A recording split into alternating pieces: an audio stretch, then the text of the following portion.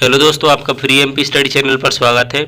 इस वीडियो में लेकर आ गए हैं कक्षा 11वीं के जीव विज्ञान का पेपर, ठीक है, जो कि त्रैमासिक पेपर है 2021 का। इसमें आपके लिए सभी प्रश्नों के साथ साथ सभी का हल भी मिल जाएगा, तो आपके लिए वीडियो को अंत तक देखते रहना है, ठीक है। यहाँ पर सभी प्रश्नों के हल सहित आपके लिए ये PDF लेकर आ गया हूँ, ठीक है।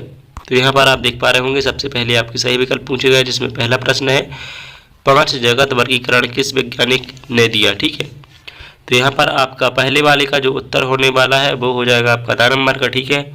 तो यहाँ पर दा नंबर का उत्तर हो जाएगा। दूसरे वाला प्रश्न है उसका आपका बा नंबर का हो जाएगा सहवालों द्वारा। तीसरे नंबर का प्रश्न है उसका सा नंबर का हो जाएगा रॉबर्ट ब्राउन ने। तो यहाँ पर मैं आंसर बताते जा रहा हूँ, अगर सभी प्रश्न पढ़ता हूँ तो वीडियो लंबी हो सकती है।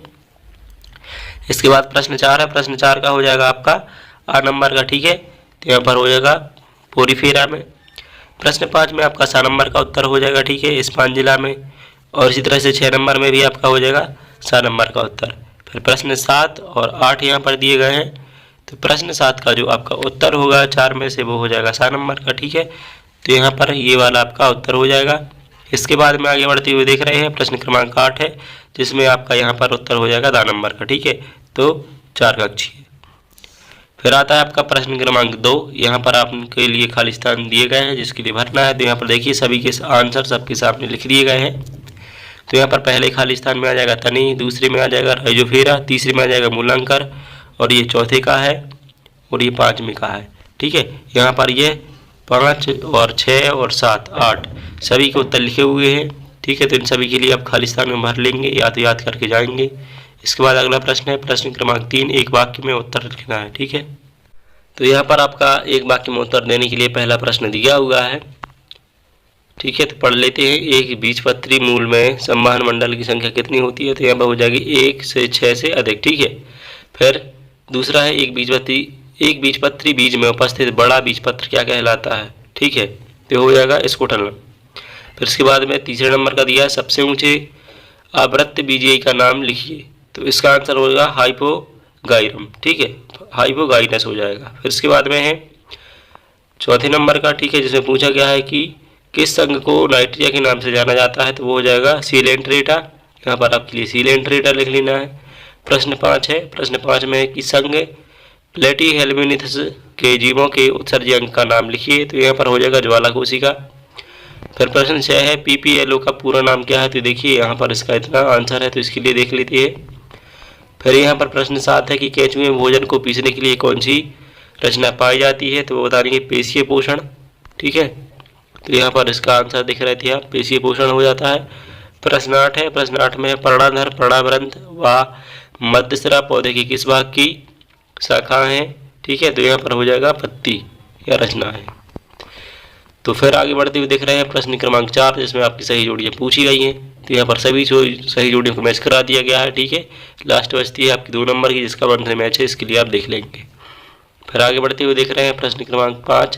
प्रश्न 5 का यहाँ पर आपके लिए उत्तर दिया गया है, ठीक है।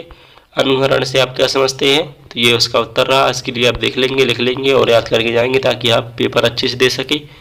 फिर है प्रश्न क्रमांक 6, जिसमें पूछा है अथवा में पूछा गया है सीलोम क्या है? तो यहाँ पर उसका उत्तर लिखा हुआ है, ठीक है।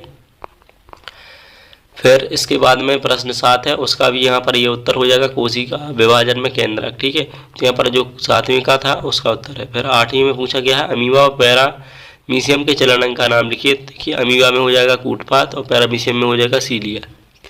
फिर प्रश्न क्रमांक 9 है, तो यहाँ पर भी संघ मोलस्का के 2 जंतुओं के नाम पूछे गए हैं, तो ठीक है। यहाँ पर आपके लिए इसका उत्तर बता देना है, लिखा हुआ है नीचे।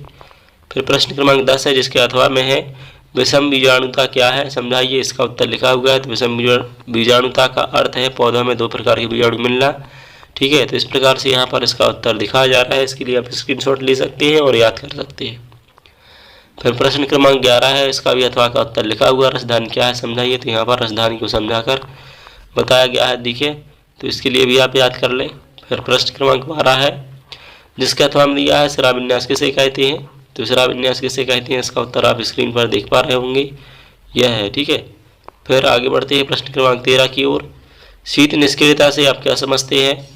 तो इसके बारे में बताना है। यहाँ पर देखिए समशीतोष्ण और शीत प्रसाधन देशों में रहने वाले जीवों के निष्क्रिय तथा अवसन्न अवस्था को शीत निष्क्रियता कहते हैं, ठीक है, जिसमें वहाँ के अनेक प्राणी या जाड़े की ऋतु बिताते हैं। इस अवस्था में शारीरिक क्रियाएं रुक जाती हैं या बहुत क्षीण हो जाती हैं तथा वह जीव दीर्घकाल तक पूर्ण निष्क्रिय होकर पड़ा रहता है।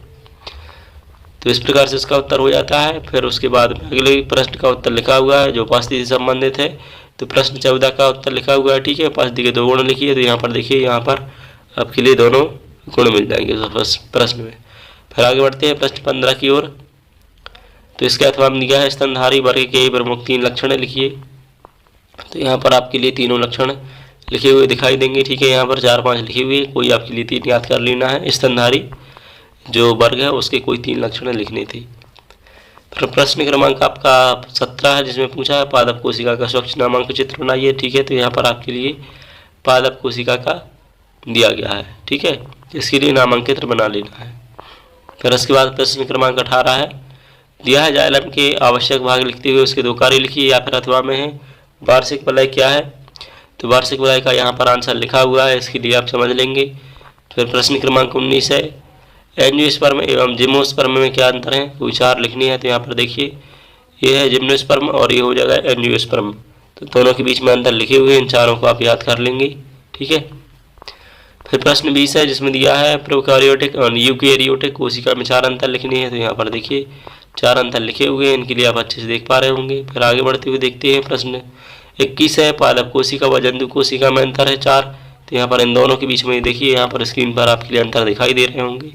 तो 4 अंतरों को आपको याद करके जाना है। इसमें 5 दिए हैं, 5 भी लिख सकते हैं, ठीक है। फिर अगला प्रश्न है आपका 22 नंबर का। तो 22 में पूछा है एक बीजपत्री व द्विबीजपत्री पौधों में 4 अंतर लिखने हैं। तो यहाँ पर देखिए दोनों के बीच में अंतर लिखे हुए हैं। इस प्रकार से आपने इस पेपर का पूरा सॉल्यूशन देख लिया है। वीडियो पसंद आती है तो लाइक कर सकते हैं, साथ में चैनल पर नए हो तो सब्सक्राइब भी कर लीजिए। मैं इस तरह की वीडियोस लाता रहता हूँ। So thanks for watching, do subscribe my YouTube channel free M.